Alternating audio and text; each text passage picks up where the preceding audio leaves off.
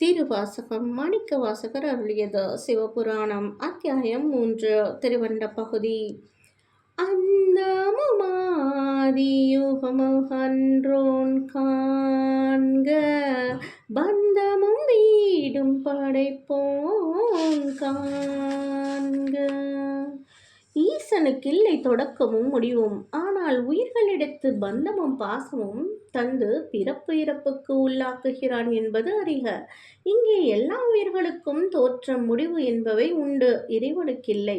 எக்காலத்திலும் எங்கும் விளங்குபவன் அவன். மனிதர்களை இன்ப துன்பத்துக்குள்ளாக்கினாலும் ஒரு கட்டத்தில் இவர்கள் அனுபவித்தது போதும் என்று அவர்களை பிறப்பு என்னும் தலையிலிருந்து விடுவிக்கிறான். மோட்சம் என்னும் அமைதியான வீடு பெற்று அளிக்கிறான். உணவே மருந்தாகும் என்பார்கள். எந்த உணவு நோயை தந்ததோ அந்த உணவே நோய்க்கு பரிகாரமாகவும் அமைகிறதல்லவா? அப்படித்தான் துன்பத்தை தந்த இறைவன் இந்த துன்பத்திலிருந்து விடுவிக்கவும் செய்கிறான். இங்கே பிறப்பும் இறப்பும் நம்முடைய விருப்பத்தின் பேரில் அமைவதில்லை, எல்லாம் அவனுடைய சித்தப்படி என்கிறார் மாணிக்கவாசகர். ஓம் நம சிவாய. நன்றி.